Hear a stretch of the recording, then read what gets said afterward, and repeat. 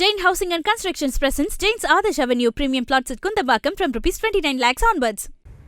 கரூரில் விஜய் பரப்புரை கூட்ட நெரிசலில் சிக்கி 41 பேர் பலியான சம்பவம் குறித்து பேசிய பாஜக மாநில தலைவர் நயினார் நாகேந்திரன் கரூரில் 41 பேரை அடித்து மிதித்து கொன்றதாக பகிரங்கமாக குற்றம் சாட்டியதோடு விஜய் உயிருக்கும் உத்தரவாதம் இல்லை என பேசியிருப்பது பதற்றத்தை ஏற்படுத்தியது. விசாரணை நடந்து கொண்டிருக்கும் போதே கரூர் சம்பவம் திட்டமிட்ட படுகொலை என தேசிய கட்சியின் மாநில தலைவரான நயினார் நாகேந்திரன் பேசியிருப்பது விசாரணை நோக்கத்தை திசை திருப்பும் வகையில் இருப்பதாக குற்றச்சாட்டு எழுந்திருக்கிறது. ஏன் அவர் பார்க்கலாம், அவர் போயிருந்தா அவருடைய உயிருக்கு யார் உத்தரவாதம் கொடுக்க முடியும்? அவரையும் அடித்து கொள்வதற்கு 41 பேரை அடித்து கொண்டாங்க, மிதித்து கொண்டாங்க. அதே மாதிரி அவரையும் யாராவது ஏதாவது பண்ணிடக்கூடாதனால தான் பாதுகாப்பு கேட்டு கொடுத்துருக்காங்க. அரசாங்கம் பாதுகாப்பு கொடுத்து அவர் அந்த மக்களை போய் சந்திக்கணும். கரூர் துயர சம்பவம் குறித்த பரபரப்பு இன்னும் துளி கூட அடங்காத சூழலில் 41 பேரும் திட்டமிட்டு கொலை செய்யப்பட்டதாக ஒரு கட்சியின் மாநில தலைவர் போகிற போக்கில் பேசியிருப்பது பரபரப்பை இன்னும் பல மடங்கிற்கு அதிகரித்துள்ளது. நெல்லையில் செய்தியாளர்களை சந்தித்த பாஜக மாநில தலைவர் நயினார் நாகேந்திரனிடம் கரூருக்கு செல்ல அனுமதி கேட்டு விஜய் காவல்துறையை அணுகியிருப்பது குறித்து கேள்வி எழுப்பப்பட்டது. அப்போது விஜய் கரூருக்கு சென்றால் அவரது உயிருக்கு உத்தரவாதம் இல்லை என குண்டை தூக்கி போட்ட நயினார் நாகேந்திரன் கூட்ட நெரிசலில் எப்படி 41 பேரை அடித்து மிதித்து கொன்றார்களோ அதே மாதிரி விஜயையும் அடித்துக் கொள்ள வாய்ப்பு இருக்கிறது என்பதால் தான் பாதுகாப்பு கோரி இருக்கிறார்கள் என கூறியது பதற்றத்தை ஏற்படுத்தியது. ஏன் அவர் பார்க்கலாம், அவர் போயிருந்தா அவருடைய உயிருக்கு யார் உத்தரவாதம் கொடுக்க முடியும்? அவரையும் அடித்து கொள்வதற்கு 41 பேரை அடித்து கொண்டாங்க, மிதித்து கொண்டாங்க. அதே மாதிரி அவரையும் யாராவது ஏதாவது பண்ணிடக்கூடாதனால தான் பாதுகாப்பு கேட்டு கொடுத்துருக்காங்க. அரசாங்கம் பாதுகாப்பு கொடுத்து அவர் அந்த மக்களை போய் சந்திக்கணும்.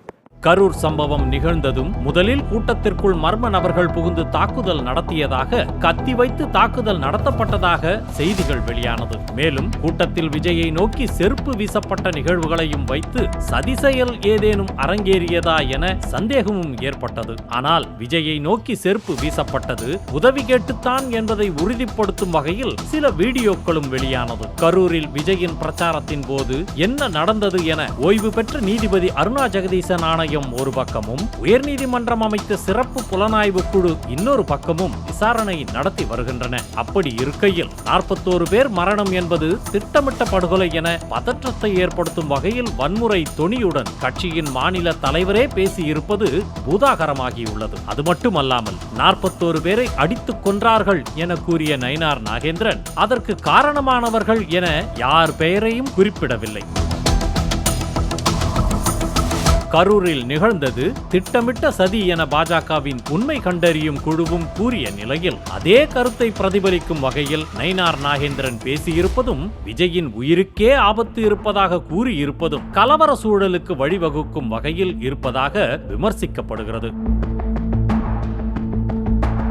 இதுகுறித்து நியூஸ் தமிழ் செய்தி தொலைக்காட்சியில் ஆடியோவில் பேசிய திமுகவின் கொள்கை பரப்பு செயலாளர் எழிலரசன் கட்சியின் மாநில தலைவராக இருந்து கொண்டு பொறுப்பற்ற முறையில் பேசியிருப்பதாக கூறியதோடு அடித்துக் கொன்றார்கள் என்றால் யார் அடித்துக் கொன்றது? விஜயா, ஆதவா, புசி ஆனந்தா என கேள்வி எழுப்பினார். இதுவரை விஜயை மறைமுகமாக ஆதரித்துக் கொண்டிருந்த பாஜக தற்போது ஒட்டுமொத்தமாக முட்டுக் கொடுக்கும் நிலைக்கு ஆளாகி இருப்பதாக விமர்சித்தார். ஒரு கட்சியோடைய மாநில தலைவராக இருக்கிறவரு, நீண்ட அனுபவம் வாய்ந்தவராக இருக்கக்கூடியவர் இப்படி பொறுப்பற்ற முறையில் முதல் பேசுவது கண்டனத்துக்குரியது.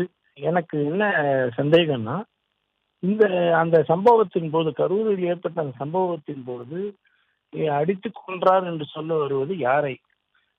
குஷி ஆனந்த் சொல்றாரா, ஆதவ் அர்ஜுன சொல்றாரா, அல்லது நிர்மல்குமாரை சொல்றாரா, இல்ல விஜயையே சொல்றாரா? இந்த கேள்வி எழுகிறது இல்லையா? கூட்டம் நடத்தப்பட்டது நடிகர் விஜயோடைய கட்சியின் சார்பில். அங்க வந்தவர்கள் அவங்க. அப்படி அடித்து கொல்லப்பட்டார்கள் என்று சொன்னால் அடித்து கொண்டவர்கள் யார்?